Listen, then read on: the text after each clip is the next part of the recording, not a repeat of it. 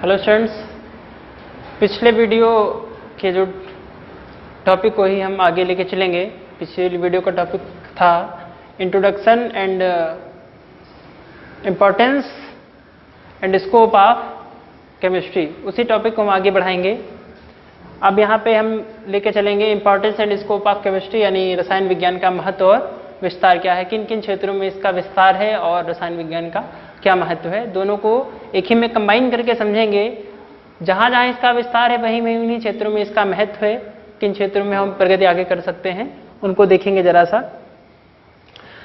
रसायन विज्ञान के बिना तो शायद जीवन की कल्पना ही मुश्किल है। आज के दौर में विज्ञान की जितनी भी शाखाएं हैं सब रसायन विज्ञान से एक दूसरे से संबंधित हैं, चाहे भौतिक विज्ञान हो, चाहे रसायन विज्ञान हो, चाहे परमाणु क्षेत्र हो, चाहे जो भी क्षेत्र हो।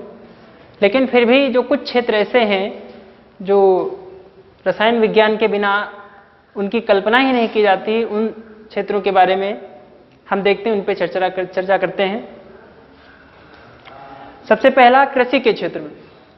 कृषि के क्षेत्र में जो हरित क्रांति का नाम हम सुनते हैं, आज फसल से हम 7 क्विंटल 8 क्विंटल प्रति बीघे की जो उपज है हम लेने की जो सोचते हैं या वैज्ञानिक दावा करते हैं, वो सब रसायन विज्ञान के आधार पे ही कर सकते हैं। हरित क्रांति के द्वारा कृषि के उन्नत बीज और रासायनिक उर्वरक इनका विकास किया गया।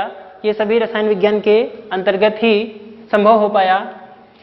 इसके अतिरिक्त विभिन्न प्रकार के रासायनिक उर्वरक जैसे diammonium phosphate, urea, ammonium sulphate, ammonium nitrate, calcium superphosphate आदि जैसे जो उर्वरक हैं या जो विभिन्न प्रकार के पीड़कनाशी हैं, कवकनाशी हैं, कीटनाशक हैं, इन सभी का जो विकास हुआ, इन सभी का जो आविष्कार हुआ रसायन विज्ञान के अंतर्गत ही हुआ। इसलिए कृषि के क्षेत्र में रसायन विज्ञान का बहुत ही महत्वपूर्ण योगदान है, बहुत अधिक महत्व है और इसके क्षेत्र में बहुत अधिक विकास की संभावनाएं हैं जिनको हम आगे कर सकते हैं। दूसरा है स्वास्थ्य व परिवार नियोजन में। स्वास्थ्य और परिवार नियोजन में, स्वास्थ्य के क्षेत्र में अगर हम देखें तो जितनी भी प्रकार की दवाएं हैं, चाहे वो एलोपैथी हो, चाहे होम्योपैथी हो, चाहे आयुर्वेद की दवाएं हो, सब रसायनों से संबंधित हैं, सब रसायनों से मिलकर बनी हुई हैं। विभिन्न प्रकार की जो जानलेवा और लाइलाज बीमारियां हैं, जैसे जिनको हम कहते हैं कैंसर हैं, एड्स हैं या अभी कोरोना का दौर चल रहा है, इन सभी बीमारियों के इलाज के लिए जो दवाएं बन सकती हैं वो रसायन विज्ञान की सहायता से ही बन सकती हैं, रसायन विज्ञान के अध्ययन के बाद ही संभव हैं। इसलिए स्वास्थ्य के क्षेत्र में एक बहुत ही महत्वपूर्ण योगदान है रसायन का। परिवार नियोजन में कैंसर की जो दवाएं बनी हैं, टैक्सोल या सिस्प्लेटिन, या एड्स के लिए जो दवाइयां बनी हैं जैसे कि एजिडोथाइमिडीन, ये सब रसायन विज्ञान के विकास का ही परिणाम है। उद्योगों में, उद्योग जितने भी उद्योग हैं, चाहे वो कागज उद्योग हो, चाहे कपड़ा उद्योग हो, चाहे चमड़ा उद्योग हो, चाहे सीमेंट उद्योग हो, चाहे धातुओं से संबंधित उद्योग हो, मिश्र धातुएं बनाना हो, चाहे जैसे भी हो, सब रसायन विज्ञान पर आधारित है। सभी उद्योगों को चलाने के लिए विभिन्न प्रकार के रसायनों की आवश्यकता होती है। इस प्रकार ये जो उद्योग हैं ये भी रसायन विज्ञान पर ही निर्भर हैं, इन्हीं पर आधारित हैं और उद्योगों को संचालित करने में और उद्योगों का प्रबंधन में रसायन का एक बहुत ही महत्वपूर्ण योगदान है। इसके बाद प्रदूषण नियंत्रण में, विज्ञान की प्रगति के साथ साथ पर्यावरण का प्रदूषण भी लगातार बढ़ता ही जा रहा है। इस प्रदूषण को नियंत्रित करने में रसायन विज्ञान ही अपना योगदान दे सकता है। रसायन के अध्ययन के द्वारा ही इस प्रदूषण को नियंत्रित किया जा सकता है, चाहे वायु प्रदूषण हो, चाहे जल प्रदूषण हो, चाहे ध्वनि प्रदूषण हो, चाहे विकिरणीय प्रदूषण हो, चाहे परमाणविक प्रदूषण हो, चाहे रेडियोधर्मी प्रदूषण हो। सभी प्रकार के प्रदूषणों को नियंत्रित करने में अगर कोई सक्षम है तो रसायन विज्ञान ही सक्षम है। ओजोन परत का क्षय हो रहा है, क्लोरोफ्लोरोकार्बन का लगातार उत्सर्जन हो रहा है, ग्रीन हाउस गैसें निकल रही हैं। इन सभी गैसों को नियंत्रित कैसे किया जाए या इनकी जगह पे और कौन से विकल्प तलाशे जाएं, इस सभी का जवाब रसायन विज्ञान ही दे सकती है। जीव विज्ञान के क्षेत्र में जो जैव रासायनिक क्रियाएं हैं उनके नियंत्रण में रसायन विज्ञान या कह लीजिए विभिन्न रसायनों का ही उपयोग किया जा सकता है। विभिन्न रसायनों के द्वारा जैव रासायनिक क्रियाओं को नियंत्रित किया जा सकता है। प्रकाश संश्लेषण या श्वसन जैसी जो क्रियाएं हैं पूरी तौर से रासायनिक अभिक्रियाएं हैं और इन रासायनिक अभिक्रियाओं के अध्ययन के बिना इन अभिक्रियाओं में क्या होता है, ऊर्जा कैसे मुक्त होती है, नए पदार्थ कैसे बनते हैं, हम कोई काम कैसे कर पाते हैं, यह समझना रसायन के बिना संभव नहीं है। परिवहन और संचार में, परिवहन आज की दौर में जो परिवहन की व्यवस्थाएं हैं वो पूरी तौर से रसायन या कह लीजिए रसायनों पर या रासायनिक ईंधनों पर निर्भर हैं। जो प्राचीन समय था वहाँ पे पहिए के आधार पे जो बैलगाड़ियाँ होती थी या इस टाइप की जो भी व्यवस्थाएं थी परिवहन की, लेकिन आज सब ऑटोमोबाइल्स पर निर्भर हैं। सभी को ईंधन की आवश्यकता पड़ती है, पेट्रोल हो, डीजल हो, चाहे जेट ईंधन हो, जितने भी प्रकार के ईंधन हैं या गैसीय ईंधन जैसे सीएनजी है, एलपीजी है या सीबीजी है, इन सभी गैसों का निर्माण, इन सभी गैसों का जो विकास है, इन सभी गैसों की खोज वो रसायन के अंतर्गत ही हो सकी है। संचार में संचार के लिए आज पृथ्वी के बाहर जैसे जो प्राकृतिक उपग्रह स्थापित किए जा सके हैं वो रसायनों की मदद से ही। विभिन्न प्रकार के जो रॉकेट हैं उनको उड़ाने के लिए, उनको चलाने के लिए ईंधन की आवश्यकता होती है। उन ईंधनों का या उन ईंधनों की जो दहन क्षमता है, उनके जो उड़न मान है, इन सभी का निर्धारण रसायन विज्ञान के अंतर्गत ही किया जा सका है। इस प्रकार युद्ध और रक्षा के क्षेत्र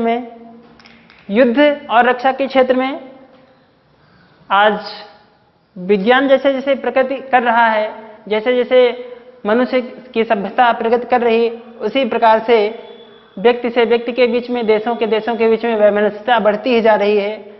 प्रत्येक देश अपने को दूसरे से सुरक्षित रखने और दूसरे के ऊपर आक्रमण करने की या उससे खुद की रक्षा करने के लिए नए नए साधनों के आविष्कार में लगा हुआ है।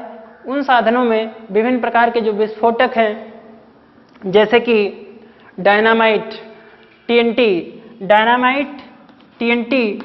को हम कहते हैं ट्राई नाइट्रो टॉल्यूइन, या जो टीएनजी है ट्राई नाइट्रो ग्लिसरीन, या जो पिक्रिक अम्ल है जिसको हम टीएनपी भी कहते हैं। टीएनजी, टीएनटी इनका फुल फॉर्म है 2,4,6 ट्राइनाइट्रोटॉल्यूइन, इसका नाम है 2,4,6 ट्राइनाइट्रोग्लिसरीन, इसका नाम है 2,4,6 ट्राइनाइट्रोफिनॉल। ये सब 11th में हमने आपको आईपीसी बताते वक्त इनके नाम बताए हुए हैं। ये सब विस्फोटक पदार्थ हैं, चाहे इनका विकास हो, टीएनपी को हम पिक्रिक अम्ल कहते हैं, चाहे डिफेंस के क्षेत्र में इनका योगदान हो।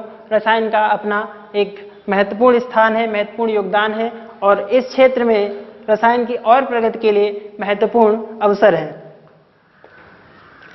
अगला है खाद्य पदार्थों के रूप में और उनके संरक्षण में। खाद्य पदार्थों के रूप में जैसे जो खाने का सोडा है जिसको हम sodium bicarbonate NaHCO3 sodium bicarbonate कहते हैं, जो सुक्रोज है जिसका फॉर्मूला हम कहते हैं C12H22O11, या जो ग्लूकोज है C6H12O6, या फिर कह लीजिए जो सैकरीन है या सिरका है, सिरके को हम कहते हैं एसिटिक अम्ल CH3COOH, या जो मदिरा है, शराब, जिसको हम कहते हैं एथिल अल्कोहल C2H5OH। ये सब रासायनिक पदार्थ ही हैं। इनके सभी के विकास, इनके जो है इनका अध्ययन, इनके जो है हानिकारक प्रभाव और इनके जो है जो सकारात्मक प्रभाव हैं, उन सभी का अध्ययन और रसायन विज्ञान के अंतर्गत ही किया जाता है। और जो खाद्य पदार्थ हैं, जैसे आजकल चिप्स के पैकेट आ रहे हैं, वो चिप्स के पैकेट अगर ऐसे भर के दे दिए जाएं तो खराब हो जाएंगे और स्वास्थ्य की दृष्टि से बहुत ही अनुपयुक्त होंगे, लेकिन उनको संरक्षित करके परिरक्षित कैसे, जैसे उनमें नाइट्रोजन गैस भर दी जाती है और वो 2-3 महीने तक बने रहते हैं खाने योग्य, तो इस प्रकार से उनके संरक्षण में जो प्रयुक्त पदार्थ हैं वो रासायनिक पदार्थ ही हैं। इनके विकास और इनके और अधिक रिसर्च हम रसायन विज्ञान के अंतर्गत ही कर सकते हैं। दैनिक जीवन में इनके क्या उपयोग हैं? दैनिक जीवन में अगर हम इनके उपयोग देखें तो सुबह से लेके रात तक जितने भी पदार्थ हम उपयोग करते हैं शायद सभी में रासायनिक पदार्थों का कुछ ना कुछ अंश जरूर रहता है। साबुन हो या मार्जक हो या टूथपेस्ट हो या क्रीम हो या सौंदर्य प्रसाधन हो या जो सुगंधित पदार्थ हैं या जो भवन निर्माण सामग्रियां हैं, सीमेंट है, मोर्टार है, ये सभी रसायन विज्ञान के अंतर्गत ही आते हैं और इनके अनवरत विकास के लिए हम रसायन विज्ञान को ही उपयोग में देख सकते हैं। और रसायन के क्षेत्र में ही बहुत सी अपार संभावनाएं हैं और रसायन के क्षेत्र में अगर आप करियर भी बनाना चाहते हैं तो इन्हीं फील्ड्स में, इन्हीं चीज़ों को ध्यान में रख के आप और इनका अध्ययन कर सकते हैं और आगे इन पर रिसर्च कर सकते हैं, जिससे रसायन का विकास होगा, मानवता का विकास होगा। ये है। अगले वीडियो में हम आगे बढ़ेंगे, परमाणविक और आणविक द्रव्यमान क्या होते हैं ये जानेंगे।